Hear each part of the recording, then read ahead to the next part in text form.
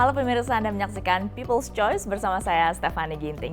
Tanggal 14 Februari 2024, kita bukan hanya mencoblos calon presiden dan calon wakil presiden, tapi juga calon legislatif, orang yang akan mewakili kita di Senayan. Jadi kita harus kenal siapa kira-kira yang bisa mewakili suara kita nanti di DPR RI. Hari ini kita akan ngobrol dengan salah satu sosok yang akan maju sebagai caleg DPR RI, Pak Karna Brata Lesmana. Apa kabar Pak Karna? Baik, Mbak Stephanie. Ya, Pak Karna ini. Malam. Selamat malam. Pak Karna ini kan ketiga kali loh Pak Karna maju sebagai caleg DPR RI. Udah sering juga belusukan menemui sendiri masyarakat. Pasti sering dapat pertanyaan. Jadi saya ulang lagi pertanyaannya. Menjadi pertanyaan pertama. Kenapa Pak Karna dengan kenyamanan yang udah ada saat ini, pemilik berbagai perusahaan sudah nyaman lah secara materi paling tidak. Kenapa harus susah-susah sih untuk bahkan coba-coba sampai ketiga kalinya jadi caleg DPR RI? Begini ya, justru saya pikir dalam fase hidup saya yang terakhir, saya ingin berbuat sesuatu buat negeri saya, ya tempat kelahiran saya. Dan ya saya lihat terus terang pengalaman saya kan besar di Singapura ya, dari tahun 72 saya di sana. Lalu saya lihat negara itu dari miskin, kumuh ya, hari ini sudah menjadi negara terkaya ya. Dan juga saya juga pengalaman saya waktu saya lihat di Tiongkok ya, pertama kali saya ke Shanghai tahun 93 sama ya, dari kumuh miskin hari ini sudah begitu mapan ya, begitu maju ya, malah secara ekonomi mungkin sudah menjadi negara terkaya nomor 2, menurut saya malah sudah nomor 1 sekarang. Nah saya terus terang berasa kok Indonesia begini-begini terus gitu loh ya. Saya lihat, padahal saya tahu sekali ya, saya kan kuliah di Kanada ya. Saya waktu kuliah, saya juga lihat kekayaan di Kanada itu ya. Tapi di Indonesia jauh lebih kaya menurut saya gitu. Tapi kok negaranya masih miskin terus gitu. Sumber daya alam kita juga luar biasa. Ya? Sumber alamnya luar biasa, keindahan alamnya luar biasa. Rakyatnya, jumlah rakyatnya memadai ya untuk menjadi negara yang maju. Dan rakyatnya baik-baik ya. Saking baiknya kadang-kadang tuh sedih kalau lihat kok hidupnya masih begitu gitu loh.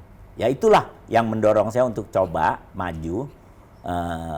Kalau ya Tuhan meridhoi, mengizinkan, mudah-mudahan kalau saya duduk di DPR saya bisa berbuat sesuatu untuk negeri ini dan juga untuk masyarakat Indonesia. Jadi ada greget sendiri gitu ya. Benar, Pak Karna ya. Ya, saya greget dalam arti kata gini. Dulu kan saya lihat, saya termasuk pengusaha yang suka mendobrak monopoli ya. Sudah banyak monopoli yang saya dobrak ya. Dan ya dulu waktu saya mau maju, waktu saya pulang sekolah dari Kanada, saya waktu memulai bisnis saya, banyak orang yang bilang jangan, bisnis itu nggak mungkin kamu bisa dapat. Tapi saya akhirnya bisa meyakinkan pejabat waktu itu ya, menteri bisnis pertama saya mungkin pager ya. Nah dulu saya bisa meyakinkan Pak Ahmad Tahir waktu itu ya, supaya membuka monopoli itu. Dan akhirnya begitu monopolinya terbuka, di samping saya bisa dapat keuntungan, tapi rakyat juga terbantu. Karena harga, contoh pager itu, waktu itu sebelum saya masuk, harganya misalnya $800. Begitu saya masuk, begitu ada saingan tinggal $100. Malah belakangan dikasih gratis. Hanya bayar iuran aja gitu. Jadi menurut saya banyak sekali ya hal-hal ya di negeri kita ini yang masih sangat artinya merugikan masyarakat banyak gitu. Kebijakan pemerintah banyak yang merugikan masyarakat banyak. Dan biasanya mereka itu mencari keuntungan hanya untuk kelompok atau kadang keluarganya gitu. Ya mudah-mudahan kalau saya di DPR nanti bukan untuk artinya apa ya? Bukan artinya untuk menjatuhkan orang-orang ini ya yang punya monopoli, tapi bagaimana saya bisa menyadarkan dan mengajak masyarakat supaya artinya tahu hak dan kewajiban mereka gitu. Selama udah ketemu sama banyak warga, mereka memang banyak yang belum tahu sebenarnya apa sih yang bisa dilakukan oleh DPR untuk memperjuangkan suara mereka, Pak Karna? Ya menurut saya banyak sekali mereka seakan-akan bahwa pasrah. Oh gitu. Ya, Bapak sekarang belum kepilih datang, nanti udah kepilih belum tentu datang. Ya toh? Ya kan saya selalu sampaikan, kalau saya nanti kepilih semua gaji, fasilitas negara yang saya terima, uang reses apapun, saya kembalikan sepenuhnya ke masyarakat. Karena saya di sana bukan mencari materi lagi, saya bukan konglomerat ya. Tapi saya berasa saya sudah cukup ya. Kehidupan saya, keluarga saya, anak-anak saya sudah jauh lebih baik daripada rata-rata masyarakat Indonesia gitu. Jadi sekali lagi mudah-mudahan kalau Tuhan mengizinkan saya bisa berbuat kebaikan buat negeri ini. Itu keinginan saya. Konkretnya gimana sih Pak Karna yang bisa kemudian dirasakan oleh masyarakat kalau nanti Pak Karna ternyata mendapatkan amanah untuk duduk di Senayan? Ya saya sudah merenung lama ya. Kalau saya nanti dapat amanah duduk di sana, saya akan turun ke masyarakat ya. Bukan hanya 5 tahun sekali dalam pemilu, tapi tiap bulan saya akan turun. Minimal ya 1-2 kali lah ya, tiap bulan ya. Ya tujuan saya apa turun? Ya saya turun supaya saya bisa mengetahui apa harapan mereka, apa kekurangannya ya, dan juga khususnya tempat-tempat yang kumuh akan saya bawa tim saya ya untuk divideokan lalu kita viralkan. Ya, tujuan saya viralkan itu bukan untuk memalukan pemerintah, tapi justru mengajak ini masih banyak nih yang harus kita perbuat ya. Dan mudah-mudahan dengan begitu banyak DPR, DPRD dari partai manapun ya, mudah-mudahan tentu dari PDI Perjuangan ya akan juga terpanggil untuk turun. Kalau mereka turun lebih sering, bukan hanya 5 tahun sekali, saya yakin Indonesia akan lebih baik. Ini Pak Karna kali ini maju dari partai PDIP, tapi 2 kesempatan sebelumnya dari partai yang berbeda. Kenapa kemudian kali ini majunya di perahu PDIP? Gini, sebenarnya terus terang ya, ini juga ya saya kenal dengan tokoh-tokoh di PDIP cukup dekat, sudah lama ya. Saya kenal Pak Pramono Anung, Mas Hasto ya, Pak Happy ya, Mbak Puan, saya kenal lah ya. Ya, dan ya saya terus terang maju dari PDI Perjuangan karena kemarin sebenarnya saya mendukung Pak Ganjar Pranowo. Mereka partai pertama yang mencalonkan Pak Ganjar Pranowo. Karena terus terang ya saya lihat dari segi ya artinya dari segi kemampuan ya, terus penampilan juga merakyatnya, saya rasa di antara 3 kontestan ya Pak Ganjar Pranowo yang paling pas lah ya. Ya sekali lagi ya itu pilihan saya ya. Tentu saya hormati pilihan orang lain gitu loh. Itu prinsip, gara-gara prinsip dari Pak Karna sendiri ya? Iya, iya. Saya 2014 maju dari Partai Hanura.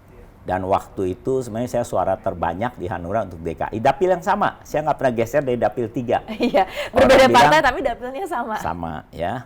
Nah, biasanya orang bilang ini dapil yang berat, dapil neraka malah saya dikasih tahu. Itu saya mau tanya berikutnya ya. Tadi sebenarnya. Iya, saya dari dapil 3 ini, tapi saya bilang ya sebenarnya semua dapil ya sama aja ya. Tapi kebetulan saya lahir di Jakarta, jadi saya hanya mau maju dari Jakarta gitu. Nah kebetulan waktu 2014 di Hanura, saya memang maju dari dapil DKI 3 ini. Dan waktu itu sebenarnya suara saya cukup banyak ya, suara saya tertinggi di Partai Hanura. Dan saya berhasil ya punya 10 DPRD ya Partai Hanura waktu itu. Tapi anehnya nggak ada DPR RI-nya kan. Biasanya kalau saya lihat ya 4 DPRD pasti ada 1. Tapi waktu 2014 itu ya menurut saya ada satu kejanggalan. Tapi ya saya anggap mungkin Tuhan belum meridoi saya duduk di sana, ya sudah gitu loh. Nah kalau habis itu saya jujur saya masuk ke Nasdem karena saya kenal baik dengan Pak Surya Paloh ya. Saya udah kenal beliau 30 tahun lebih, saya diajak masuk. Dan waktu itu saya juga sebenarnya disarankan jangan di dapil DKI 3 karena sudah ada jagoannya. Ya, karena udah ada jagoannya Pak Ahmad Saroni ya. Dan saya sampaikan ke beliau bahwa Pak, dulu suara saya kan di Hanura tertinggi. Jadi saya harap saya tetap di dapil DKI 3 kalau diizinkan. Dan nanti Pak, kalau suara saya tidak cukup membantu Pak Ahmad Saroni untuk mendapatkan 2 kursi, biar suara saya lebih banyak Pak dari Ahmad Saroni, tetap Ahmad Saroni yang jadi Pak kalau hanya 1 kursi. Itu saya sampaikan ke beliau. Kenapa sih setia itu sama dapil Jakarta 3 Pak Karna? Ya sebenarnya bukan soal setia, saya pikir kan saya udah turun dan saya udah mengenal banyak ya.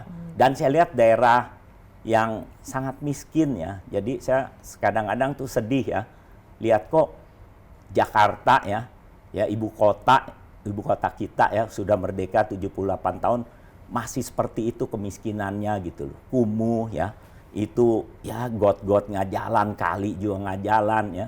Padahal saya lihat Singapura dulu seperti itu, tapi hari ini sudah nggak ada tempat-tempat seperti itu gitu. Dan masyarakatnya juga kalau cari pekerjaan sudah berlimpah luah, pendapatannya tinggi gitu. Sedangkan saya turun di dapil DKI 3 saya lihat banyak sekali kekumuhan dan rata-rata masyarakat cuma minta, Pak, kita mau kerja Pak, bukan mereka males gitu loh. Tolong dibantu cari lapangan kerja gitu loh. Jadi saya lihat Indonesia punya harapan, ya masyarakatnya baik gitu. Nah, karena itu sekali lagi saya ya coba di DPR. Nah, kali ini dari PDI Perjuangan seperti saya sampaikan tadi ya, bahwa ya karena saya lihat PDI Perjuangan kan sudah mendukung Pak Ganjar ya. Dan kebetulan saya punya teman-teman baik di sana. Sebenarnya saya sempat ditawarkan di Jawa Tengah, mau nggak? Itu kan kandang banteng. Yeah. Saya bilang, Pak, izin saya kalau bisa di Dapil DKI 3 aja. Karena saya udah 2 kali. Dan suara saya nggak jelek-jelek banget, Pak. Ya, saya dulu di Hanura tertinggi, di Nasdem saya nomor 2. Ya, katanya. Ya mudah-mudahan di PDI Perjuangan, kalau saya bisa masuk 3 besar, kemungkinan kita ada 3 kursi. Kemungkinan saya bisa jadi. Gitu. Dan sekali lagi jadi itu untuk berbuat kebaikan, bukan mencari yang lain buat saya. Ada nggak cerita mungkin yang paling Pak Karna lihat pas ketemu sama masyarakat? Ini kan udah dari 2014, 2019, pas ketemu 2024, oh Pak Karna lagi. Terus kemudian mereka jadi udah punya emotional attach gitu dengan Pak Karna. Ada ya, ada yang ketemu gitu. Malah ada yang lucu begini Pak. Saya kan kalau masuk itu saya dulu dikenal saya bagikan donat banyak. Ya. Iya. Saya bikin jaket ya yang bagus lah ya. Kaos saya juga mungkin salah satu terbaik lah di antara bukan yang tipis-tipis gitu ya? Bukan. Saya dari cotton ya saya bagikan. Dan ada saya ketemu baru-baru ini ya. Dia bilang, wah Pak saya dulu dapat jaket Bapak ya waktu dari sampai sekarang masih ada. Oh gitu saya bilang. Terus kalau saya boleh tanya, Bapak pilih saya nggak waktu itu? Dia bilang, enggak Pak.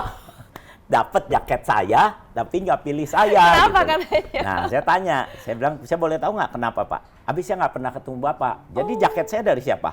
Ya ada yang ngasih aja katanya. Ya saya memang bikin banyak ya. Dulu saya bikin sampai 100.000. Ya. Kira-kira 80.000 saya bagikan gitu. Nah, kali ini juga saya sama, saya bagikan. Tapi nggak sebanyak itu, jujur ya. Kaos juga, karena ya terus terang ada kepentingan-kepentingan lain yang sekarang ini kalau saya turun biasanya ke masyarakat, ya saya berusaha membantu UMKM-nya. Jadi biasanya ya saya kan banyak kalau kita turun tuh sering kan, Pak minta uang. Saya nggak pernah kasih uang. Satu memang dari KPU kan melarang. Betul. Ya. Jadi cara saya biasanya saya borong tuh UMKM di situ. Misalnya makanannya ada sotomi, ya udah ini berapa nih semua. Kalau saya borong semua, ya saya bagiin masyarakatnya. Nanti gado-gado itu yang saya jalankan sekarang. Tiap saya turun ke masyarakat ya saya belanjain lah di UMKM itu. Dan saya belanjain itu saya kasih masyarakatnya ya makan gratis lah kira-kira. Seberapa intens sih turun ke masyarakat Pak Karna? Ya lumayan, sampai sekarang saya mungkin sudah lebih dari ya 30 tempat sudah ada, 30 lokasi yang saya datengin, saya turun. Kadang sehari bisa 5-6 tempat. Dan itu setiap turun pasti langsung membantu UMKM yang ada? Iya, biasanya begitu. Respons warga langsung gimana? Langsung berkerumun? Wah ya seneng, ya, dan saya juga ya melihat begitu seneng banget juga gitu loh. Artinya ya kadang-kadang saya pikir ya murah ya, di situ bakmi kadang hanya 13.000 ya, dan tapi kualitasnya bagus. Saya sendiri makan sama mereka kadang-kadang dan saya lihat bagus, baik gitu loh. Terus kadang saya borong juga kue ya, di situ ada kue-kue, terus juga ada ya gado-gado, ada sotomi, ya macam-macam lah. Kadang ada itu kentang goreng atau ubi goreng gitu.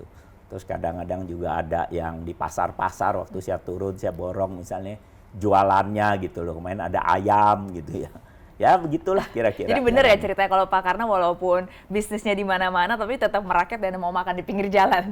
Loh, saya ke kantornya kadang saya naik MRT hampir tiap hari, tapi bukan karena saya mau merakyat, bukan. Jujur saya naik MRT itu karena satu saya pikir saya banyak jalan. Jadi buat kesehatan kan baik.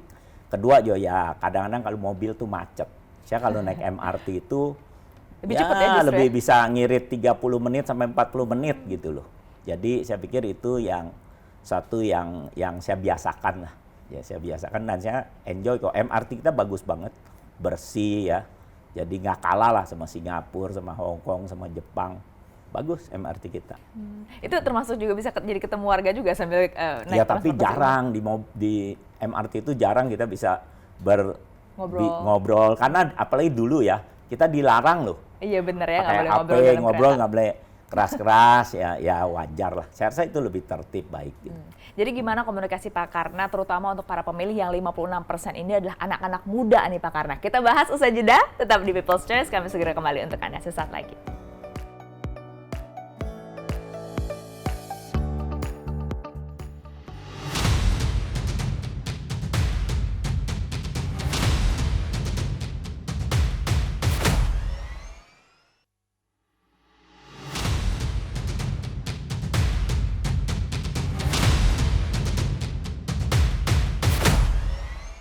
Terima kasih Anda masih bersama People's Choice. Saya masih bersama dengan Pak Karna Brata Lesmana di sini, Pak Karna. Yeah. Jadi kalau di tahun ini kan pasti beda ya karakter pemilihnya dibandingkan pemilu sebelum-sebelumnya. Yeah. Anak-anak muda nih yang paling banyak, lebih dari 50% yang akan nanti memilih di tanggal 14 Februari 2024. Pasti caranya jadi beda. Pak Karna sendiri punya jurus yang berbeda juga kali ini. Ya, saya gini ya. Saya terus terang saya kan disarankan beberapa teman ya, beberapa kawan saya bilang, "Pak, ini kan pemilihnya banyak anak muda." Benar. Mereka biasa main di Instagram, TikTok ya. Karena itu ya saya juga ada Instagram saya, TikTok saya ya. Saya di TikTok dengan nama panggilan Om KBL. Ya. Nah, jadi ya saya sampaikan apa pengalaman saya, cerita masa kecil saya, kehidupan saya. Di mana saya dulu di Singapura waktu SD, SMP, SMA, lalu saya kuliah di Kanada. Saya cerita bagaimana saya sambil kuliah itu dulu saya bekerja ya, saya nganter pizza tiap Sabtu Minggu malam ya, dari jam 7 sampai jam 3 pagi. Lalu Selasa Kamis saya di universitas saya jaga di perpustakaan dan kadang di games room ya. Ya semuanya itu untuk mendapatkan uang saku ya, uang tambahan untuk saya bisa membiayai kuliah saya di sana. Karena orang tua saya bukan orang yang kaya ya.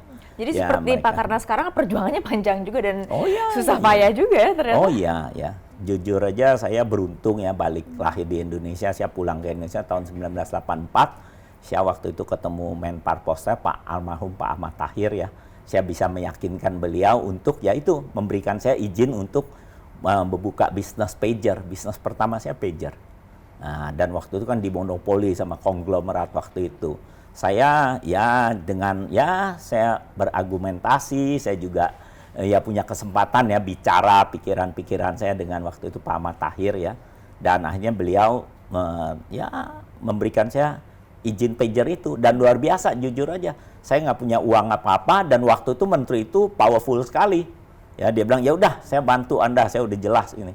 Benar-benar berapa bulan kemudian izinnya keluar saya bisa mulain bisnis itu. Gimana gitu. Caranya dari nol tapi bisa kemudian dapat akses untuk berkomunikasi langsung dengan ya saya dikenalkan ya ada almarhum juga Pak Rahmat Sumengkar ya beliau baru tahun lalu baru meninggal ya umurnya 96 tahun ya katanya beliau itu Danjen Akabri pertama ya waktu itu kan beliau udah pensiun saya dikenalkan juga lalu saya menjadi dekat dan saya dikenalkan ke Pak Ahmad Tahir waktu Menpar Postel. Dan di situ saya bisa meyakinkan Pak Ahmad Tahir bahwa monopoli itu tidak baik dan sangat merugikan rakyat banyak. Jadi ya setelah itu saya dibantu untuk mendapat izin itu dan saya mulainya awalnya saya ya pinjam uang ya. Lalu ya dengan bunga yang sangat tinggi ya. Kalau tahun 80-an itu kita pinjam uang di bank pemerintah di bank swasta ya itu bisa 20% satu tahun. Kalau sekarang kan masih mending 11. Iya. Tapi dulu karena itu kan kalau kita tahu waktu itu tuh ya tiap berapa tahun sekali devaluasi.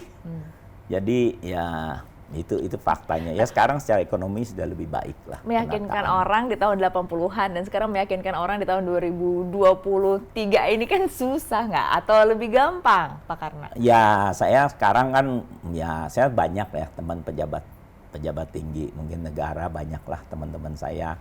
Ya mereka ya artinya saya sudah nggak terlalu concern di bisnis saya, tapi sekarang yang saya yakinkan kan justru rakyat kecil. Kalau yakinkan pejabat tinggi udah cukup banyak lah ya, karena bisnis saya bukan hanya itu, bukan hanya pager, abis itu saya juga mendobrak monopoli waktu itu yang computer reservation system ya. Saya ada teman saya yang ceritain mengenai CRS itu dulu di monopoli hanya satu perusahaan Abacus ya. Akhirnya saya bisa meyakinkan Pak Jonathan Parapak ya. Beliau teman baik saya dan sekarang kayaknya masih rektor di Universitas SPH itu. Dia pernah sekjen Parpostel waktu zaman almarhum Pak Yop Ave. Nah, saya meyakinkan beliau bahwa monopoli tidak baik. Akhirnya saya dikasih izin gali. Sampai sekarang saya masih jalankan itu dengan partner saya ya, Pak Raymond, yang ya kita cukup baik lah artinya. Dulu kalau kita booking ya, mau itu kan booking tiket ya, itu bisa $4 satu kali booking. Setelah monopoli dibuka tinggal 40 sen. Ya, jadi banyak sekali lah. Itu pentingnya mendobrak monopoli itu ya. Persis, ya habis itu juga saya ya beberapa monopoli banyak yang saya dobrak gitu. Ya sekali lagi bahwa saya dobrak monopoli itu karena satu, sebagai pengusaha saya lihat ada peluang untuk cari keuntungan. Kedua, saya yakin itu bisa membantu rakyat banyak gitu. Masyarakat ya, juga kita yang kena bersaing. dampaknya. Oh ya, ya pasti. Dan ya sekarang pun menurut saya misalnya ya di pemerintahan sekarang banyak aturan regulasi yang sebenarnya tidak menguntungkan masyarakatnya, banyak menurut saya. Ya karena itu ya mudah-mudahan kalau saya nanti bisa duduk di DPR, saya bisa sampaikan pikiran-pikiran saya dan juga ya bisa membantu masyarakat lebih banyak, lebih intens ya, lebih kerja nyatanya itu lebih bisa kelihatan. Cerita-cerita tadi, gimana kemudian Pak Karna mengemasnya sehingga mudah diterima oleh para pemilih yang masih muda-muda ini, Pak Karna? Ya, saya pikir ya terus terang ya, saya saya masuk untuk menjadi anggota DPR ini kan sering ya, banyak yang orang menjadi anggota DPR atau DPRD, banyak ya, yang awalnya mereka ke sana untuk mungkin cari keuntungan materi ya. Ya menurut saya itu wajar ya buat mereka yang memang susah. Tapi atau mereka yang memang secara materinya belum kecukupan ya. Tapi ya menurut saya once mereka di sana setelah ya sudah cukup, dan mereka harus mengetahui bahwa banyak masyarakat yang sangat-sangat membutuhkan bantuan dari mereka, keberpihakan dari mereka, dan mudah-mudahan mereka istilahnya kalau kata-kata kasarnya jangan rakus lah. Ya sudah cukup ya itu ya mulai bantu masyarakat kecil gitu loh. Ya, karena masyarakat kecil ini butuh bantuan dari pemerintah, dari wakil rakyatnya gitu. Kalau enggak mereka enggak akan bisa maju. Malah bukan soal maju, mereka cari kerjaan aja butuh bantuan, kan repot gitu. Gitu. Jadi ya itu yang saya lihat ya. Salah satunya lewat media sosial ya, Pak Karna juga buat konten-konten untuk mengedukasi masyarakat soal ini. Oh ya, tadi yang saya bilang, saya melalui TikTok, lalu di Instagram ya. Dan juga untuk ya coba menarik dukungan dari kalangan muda ya. Saya juga ke universitas diundang sebagai narasumber ya. Saya juga ya berusaha ketemu dengan anak-anak muda, malah saya ada diskusi dengan mereka. Saya ceritakan kan saya juga pernah muda, pernah juga artinya mengalami hal-hal yang terus terang kesulitan hidup apa gitu ya. Ya mereka harus optimis. Karena saya yakin bahwa kita lahir di bumi Indonesia ini negeri yang sangat diberkahi ya. Asal mereka optimis, mereka rajin, ya tapi mereka juga harus ngikutin politik. Karena yang menentukan arah kehidupan mereka nanti ke depannya politik gitu loh. Semua aspek kehidupan ini soalnya berhubungan dengan politik ya. Persis. Jadi kalau kita punya pemimpin yang tidak pro rakyat, ya hanya mementingkan diri sendiri atau kelompok atau keluarga, ya negara ini nggak akan maju. Gitu. Dan saya lihat banyak elit politik kita seperti itu. Tapi masih banyak yang orang baiknya, masih banyak. Sejauh ini gimana nih respons dari anak-anak muda yang mungkin juga udah follow TikTok dan Instagram dari Pak Karna ini? Mereka udah nyampe belum sampai ke situ untuk kemudian edukasi yang udah disampaikan, termasuk soal politik dari Pak Karna? Saya lihat banyak ya, banyak yang apresiasi, ya banyak saya mendapat ya komen-komen yang positif ya. Tapi juga ada namanya kan sekarang kan ada lovers, ada haters juga. Ya hatersnya khususnya kalau saya ada ngomong kebijakan yang menyerang misalnya calon presiden yang misalnya bukan yang saya dukung. Tapi sebenarnya sekali lagi saya bukan menyerang ya. Saya ya misalnya contoh kan tadi saya sampaikan, saya kalau ada Nasdem karena waktu Nasdem mencalonkan Anies ya. Nah saya bukan anti Anies. Anies menurut saya sangat baik, tutur katanya, sopan. Tapi saya merasa bahwa waktu Anies punya panggung politik di Jakarta, dia tidak memaksimalkan itu dan tidak berbuat cukup banyak. Jadi karena itu saya tidak mendukung dia sebagai presiden gitu. Tapi secara pribadi saya lihat dia sangat baik, sangat tutur katanya gitu. Nah saya kalau di Nasdem karena waktu itu saya punya pilihan lain, sedangkan Nasdem mencalonkan Anies gitu. Nah saya izin dengan baiklah dengan Pak Surya Paloh ya. saya sangat berterima kasih karena Pak Surya Paloh waktu itu bilang ya nggak usah keluar, nggak apa-apa nak. Tapi saya bilang nggak enak dong Pak etikanya. Saya masa dukung Pak Ganjar, tapi saya di Nasdem sekarang dukung Anies. Tapi ya nggak apa-apa Pak, saya bilang saya keluar juga ya kita akan tetap bersahabat. Saya pernah jadi bagian dari Nasdem dan saya apresiasi, saya di sana juga banyak hal yang saya lihat positifnya ada gitu ya. Dan saya belajar di sana juga dan ya saya lihat ya Pak Surya Paloh waktu itu juga sangat care lah dengan saya sebenarnya. Jadi kebetulan saya udah berteman dengan beliau lebih dari 30 tahunan. Tentu jadi concern sekali ya Jakarta ya untuk Pak Karna juga ada Pak Karna kan Jakarta Barat, Jakarta Utara, Kepulauan Seribu. Yep. Selain kemiskinan apa sih di daerah ini yang kemudian perlu mendapatkan concern dan mungkin bisa diperjuangkan nanti kalau memang terpilih di DPR RI? Loh itu sebenarnya tempat-tempat di situ Pak, Bu Stefani, banyak sekali yang sudah tidak layak hidup menurut saya, tidak layak huni. Ya kan lucu Pak, itu ada jalan-jalan gang yang hanya nggak sampai 1 meter, lorong-lorong masuk, nanti di dalamnya ada puluhan warga tidur di situ. Dan tempatnya benar sudah, kalau saya bilang sudah tidak manusiawi gitu loh. Ya. Jadi ya saya pikir sebenarnya Jakarta dengan anggaran APBD yang begitu besar ya, dan juga pemerintah pusatnya ya harusnya Jakarta bisa dibangun dengan lebih baik ya. Dan kalau Jakarta bisa dibangun lebih baik ya, otomatis nanti lapangan kerja akan lebih banyak. Pariwisata juga akan berkembang. Tapi kalau tempat-tempat itu, misalnya kayak kita lihat contoh sekarang di Pancoran lah, saya dari kecil ke sana, ya sampai sekarang malah semakin kumuh di belakang. Depannya bagus, belakangnya kumuh gitu. Dan saya lihat semua rata-rata begitu di Jakarta Barat, gitu. Jomplang sekali. Dan ya kalau kita jomplang seperti itu, jadi kadang saya berpikir ya, apa kemiskinan, kebodohan ini sengaja dipelihara sama elit politik kita? Saya kadang suka mikir gitu loh. Apa mereka nggak tahu ada tempat seperti itu gitu loh. Saya jujur ya, kalau saya nggak nyalek, saya nggak tahu ada tempat seperti itu.